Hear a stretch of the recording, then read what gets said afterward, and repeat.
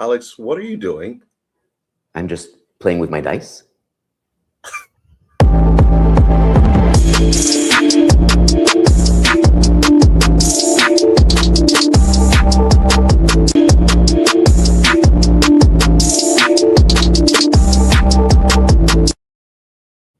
Okay, now I really need to know what's going on. Hello, everyone, and welcome to Great Combos, where we always say, whether you agree or disagree, you can always find great combos. I'm Roger Caesar, and the Dice Man over there. I'm Alexandre Matt. How are you doing, Roger? I'm doing well, man, as well as can be expected. How are you out in Newfoundland? Yeah, I'm still in Newfoundland. As you can see behind me, this is Signal Hill right there. It's a beautiful place. Still in St. John's in the capital, and I am playing with these dice because this is one of the objects that I use for my workshops in schools. This is like a trigger to get stories started. I get the kids to talk about themselves with these things, and this is an idea that partially came from our guest today. Yes, and as we always say here, you could have been anywhere in the world, but you're here with us, so we appreciate our loyal listeners. Please put in the chat where you're coming from and say hello to us. Man, Alex, we have been blessed to have a lot of great guests on our show over the years, but here's someone who is bringing a completely different concept that we have never heard before, or at least something that will truly interest our fan base here. So please, introduce our guests. Of course, our guest today is Christine Hennebury. She's a past president of Storytellers of Canada, Conteurs du Canada. She was president just before I became president last year. She's a storyteller, an educator, a facilitator. She helps people think and learn and create in ways that go beyond words. She really helped me beyond the dice. She also showed me how to do little booklets that she calls, or that we call zines, and it just gets the brain working in a different way. So today I'm called the thinking guy, you're the hands guy, and this is like two different ways of thinking. So she uses hands-on experiences, and it's like she has so much fun just creating and helping other people create. So let's welcome our guest today, Christine Hennebury. Hello, Christine. How are you? Thank you for being here with us. I'm great, thanks. And I'm so glad to be here with the two of you, having a great conversation already, right? Yes, we are. Just so that our listeners know that we are pre-recording this conversation. As you know, Alex is in Newfoundland, so we will put all of the comments out there so that everyone can see them, but just know that this is pre-recorded for today. That's right. Now, Christine, now you're in Newfoundland also, right? I am, yep. In which city? I'm in Mount Pearl. Mount Pearl, so that's right beside St. John's. It is indeed. Roger, believe it or not, I found a place in Mount Pearl to record this today. So. Oh, did you really? Yeah, so Christine, you're not too far. You're not too far away. We're in the same city right now. Okay. We could have gone to the same place and done this just on one video. If only we had thought of it. Well, Christine, let me just send you my address and come over, right? Oh, sure. Okay. Alex, we only have 20 minutes. It's okay. It's a small place. All right, Christine, come over. And I move fast, Roger. Don't worry. Yeah. Oh, what? Listeners, I have no idea what's going on right now. It shouldn't be too long, I think. What? Oh! Roger, we were in the same spot. Wow. Over there. Oh, this even makes it more personable. Thank you very much, Christine, for being right there. So, Christine, tell us a little bit about yourself, just so that our listeners can actually know who you are. Well, I'm a storyteller mostly, but I guess actually I'd call myself a story worker, because I tell stories and I write stories, and I help my coaching clients to figure out either the stories they want to tell or the stories they're telling themselves that's keeping them from going where they want to go. So now, when we try to either create a story or really when we're trying to figure out something, we've got a problem to solve, we use our heads, we use our brains, but you're telling us that we can use objects or other senses to get things going. How does that work?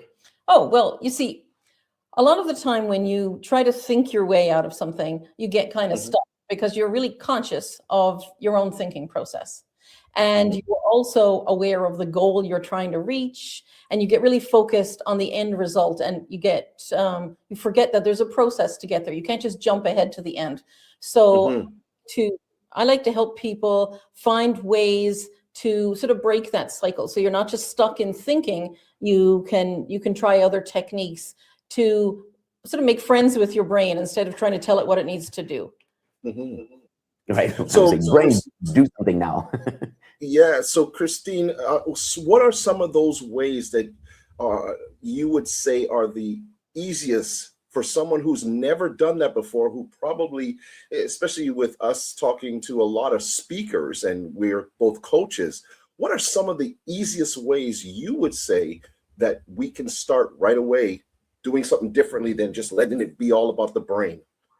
Okay. Well, I think probably the easiest thing that you can do if you are trying to develop a speech or follow through on an idea or any of that sort of thing is to take your pen and paper in front of you and draw circles on your paper while you think about it. Just draw circles. You can color some of them in if you want, and just let your brain wander, let it take its own little path and draw circles while you think. And it lets your brain relax. It's like, oh, right, you're not being too demanding. All I need to do is draw circles. You can do your brain can do its own thing, and it almost always leads you in a good direction. So to help you figure out what you want to say next. You trick your brain into being more relaxed and effective? Well, I don't know if I'd like to use the word trick because your brain might catch on to that. I think you might coax your brain or encourage your brain to I mean, if you're focused on your goal, you're really only you're limiting the parts of your brain that you're using. And I'm not using parts of your brain in a neurological sense. Sometimes, in the general sort of sense that if you're focused right on that end result, you're thinking in words, you're using the literary part of your brain, and you're just aiming right straight forward. If you're drawing circles, you're engaging other parts, and also you're moving a little bit. The best thing you can do for tension is to get moving a little bit. So even that small amount of movement helps. Right. It can be small movements, but larger full body movements too, right? Roger, was it in episode 1 or 2 this season that we talked about when we're stuck, we can just go out, take a walk, and we did that. Take a walk, yes.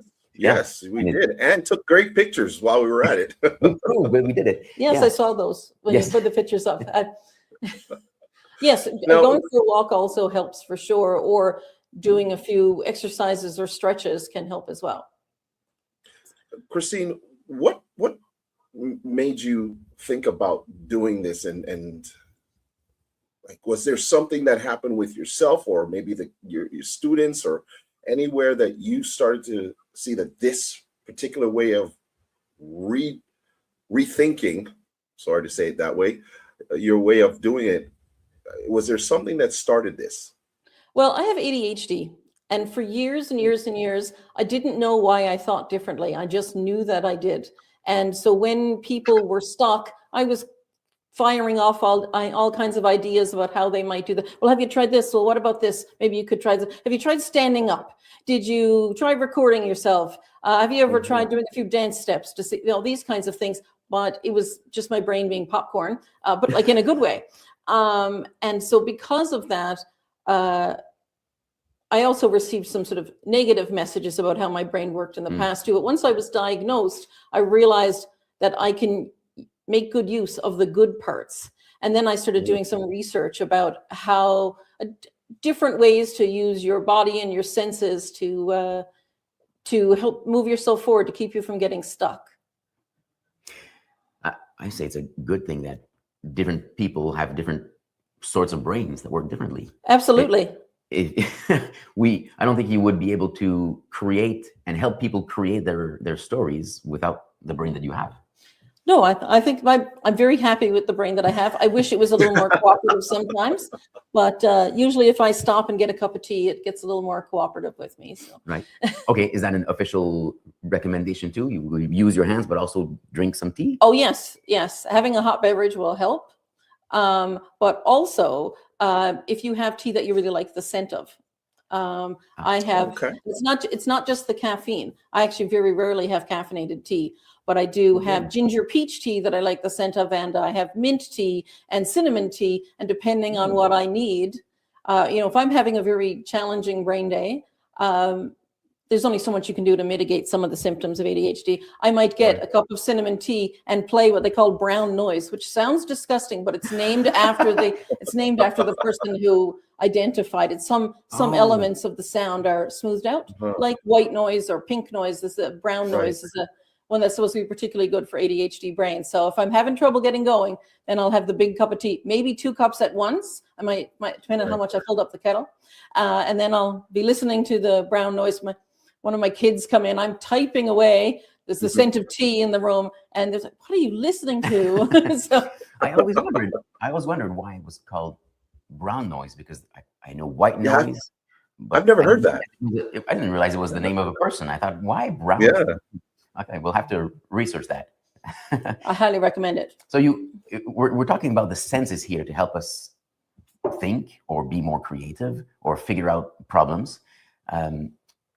Go back to the sense of smell. Why does that help? Well, I think that we forget how much we're using the sense of smell all the time. And we have smells that are comforting to us, smells that help help energize us, and smells that remind us of things from the past. So we can use those things for our benefit as opposed to using them against us. When I was pregnant with my eldest, the common advice that was going around then, if you had morning sickness, you should keep a slice of orange in a bag. And so you could sniff that to help. And it actually did reduce the symptoms. So since that time, I've had a really positive association with citrus scents. And so I have a candle that smells like oranges. I have orange oil, that kind of thing, to just, as one of the tools in my toolbox. So, Christine, when you say that, of course, I love how that sounds. Does that also reduce maybe the nervousness that come with maybe those who are doing speeches, who get caught up in their heads with regards to what they need to write, the stories, how do they start? Is that a calming effect for them too? Can that be Absolutely. said? Absolutely. If you find a scent that you find calming, if you go somewhere and smell all the candles and see one that you find calming.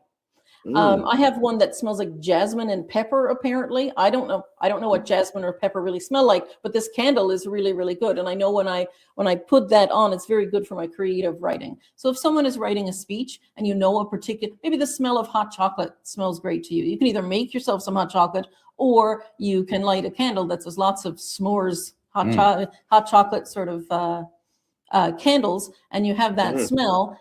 And I have sort of a little trick that kind of goes with that.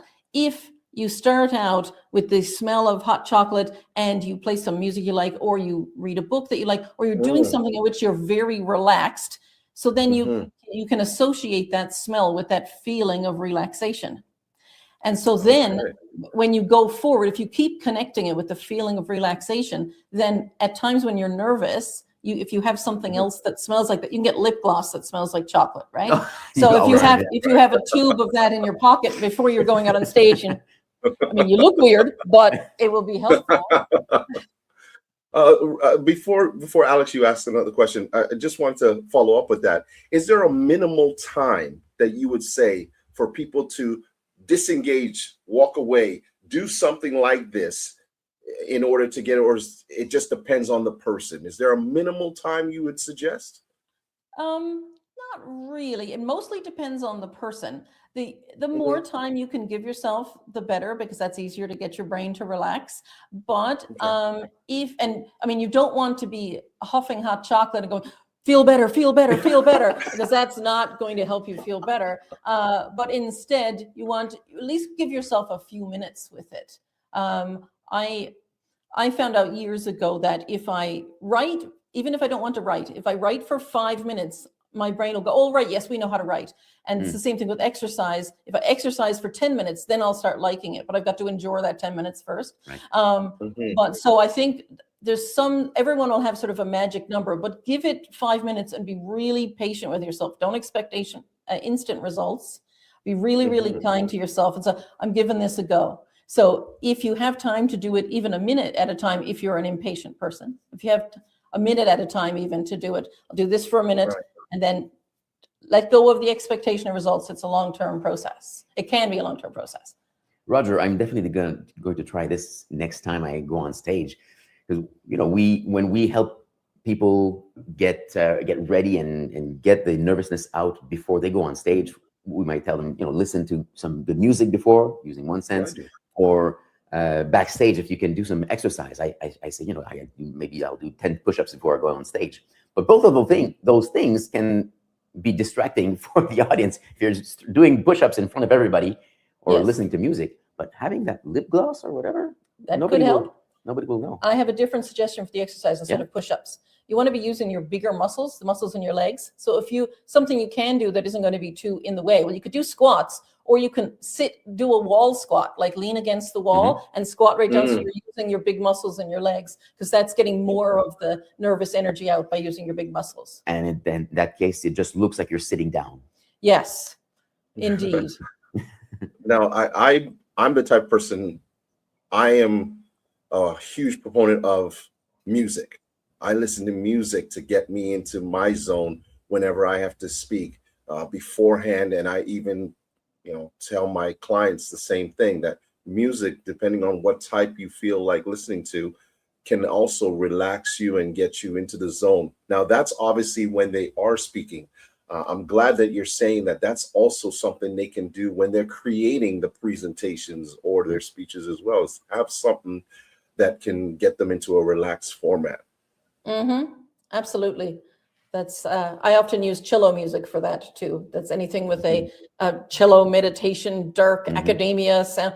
I just really like the cello. That's I'm wondering if there is any link that we might do between the what we experience as we're creating and what we want to experience as we're presenting. Would we use the same sort of sounds and senses? You could do that.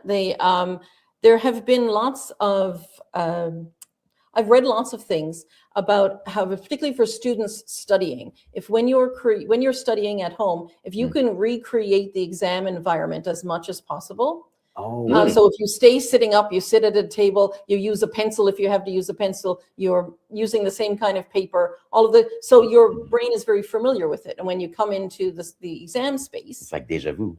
Yes. And I used to find the same thing when I was testing for my belts in Taekwondo. I used to practice at one gym. They had two locations. I practice at one and test at the other. I used to find it very intimidating. But when I started practicing at the same gym I tested in, so I was facing in the same direction, I had the same people around me, and it smelled the same and sounded the same. I reduced my test anxiety quite a bit. So it's like in sports, a sports analogy is having home court advantage, knowing how to take it and create the same feeling that you would have at home or wherever it is that you normally go. I like that. Even from a speaking perspective, making it feel like it's a stage, or making it feel like it's the environment you're going to be in, so that you already get yourself used to it. Yes. And to add to that, if you can practice in the same clothes you're going to be wearing, then you'll have you're having the same sensory experience. Because if you've accidentally picked something to wear on stage that has an itchy tag, or one sleeve is too tight or something like that, it's going to be very distracting. But if you've practiced at home, not only can you eliminate those things, but you're in your speaking clothes. You know what to do. Right. Roger, we sometimes say when you're preparing for a big presentation, you can visualize that venue. You can put it in your mind where you are. But Christine is telling us how we can go beyond that, not just visualize, but really literally feel what it's going to be like. Right. Yes. Create the entire atmosphere around you for it. That's amazing. Alex, I mean, would you say, Alex, then that this is something that you will start to practice immediately? I'm sure that even our listeners can take this and immediately start doing a lot of these practices right now. Yeah, sense of smell. I never realized. I knew that the sense of smell is important, and it's the sense that is most associated with memories. But I never thought of using it as a trigger for or a way to be more relaxed. I've used, the importance of handwriting versus typing, but never the sense of smell to get me going. So I'm going to try that tomorrow. I have just one more suggestion for the sense of sight. Sure. Actually, when you're at your desk or your workspace, wherever that is, I learned from an article by a writer called Jen Hoffman years ago that you start out by asking yourself a question you don't immediately know the answer to. What year was my grandmother born? And you pay attention to where you look in the room while you're thinking. And once you know where you look while you're thinking, then you make sure that there are things that are useful to you in that visual space. So either a blank space or something inspiring, a nature picture, anything like that that feels good, not just a whole bunch of clutter. If you always look up to the right, don't have your shelf full of bits and bobs that you don't know what to do with up in that corner. Yeah, that's so cool. And everybody looks in a different spot when they're thinking? People look in different places, different times. So different times. No, I'm sorry. I mean, but are we conscious that we're doing it? Because I'm thinking that's something that would be unconscious, and somebody would have to actually say it to us, or is that something that you're unconscious of in the first place? At first, you don't realize that you do that, and then once you pay attention and you realize it's not actually different people, different times. I more meant that in that different people look in different spots is what I meant to say, just to correct myself there. It's you are unconscious of it. You probably don't know right now, but if you when you hang up the phone, if you think of something you don't immediately know the answer, just see what your body does. Pay attention to what your body does. We could try this together, Roger. I'll ask you a question where you need to think, and we'll see where you look at. So I could ask, for example, Roger, what is the second country that you visited? Oh, wow, you see, I just did it. You see, you're right. You don't even realize you're doing it, and that's what's so crazy about it, right? You don't realize it, but it's like your mind goes there. I was saying to myself, nope, just keep your eyes straight. Keep your eyes straight. I don't want to do it. It just went that way. Wow. Well, Christine, where can, if any of our listeners want to get a hold of you, want to learn more about these practices, where can they get a hold of you? Well, they can visit me on my website at christinehennebury.com, or they can send me an email at, and this is going to shock you, christine@christinehennebury.com. I know. Just try to recover. Just take a few deep breaths. I'll try. And you can put those links directly in the notes and the comments. Wonderful. Awesome. Thank you. Go ahead, Alex. You can close us up here. Well, it's always a pleasure to meet my friend Christine, especially when we can do it in person. So I'm glad that she accepted to use her husband's office for this.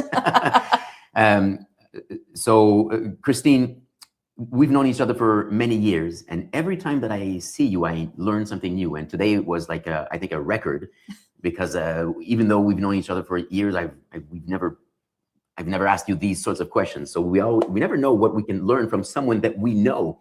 So this might be another takeaway, Roger. Find someone that you've been friends with for a long time, and just probe them on their expertise, on their research, and see what you can learn from them as well. So hopefully everybody listening and watching has gotten something that they can use right away. At least try something, and who knows, maybe you'll be able to think differently with all your senses. All right. Well, thank you again, Christine, for being here with us. We truly appreciate it, and your expertise. And to our listeners, please continue this conversation wherever you may be. And if you do want to know more about what Christine does and her expertise on this subject, please reach out to her. And as we always say here at Great Convos, whether you agree or disagree, you can always find Great Convos. Have a good one. Enjoy your week. Bye-bye. Great week. Thanks, guys.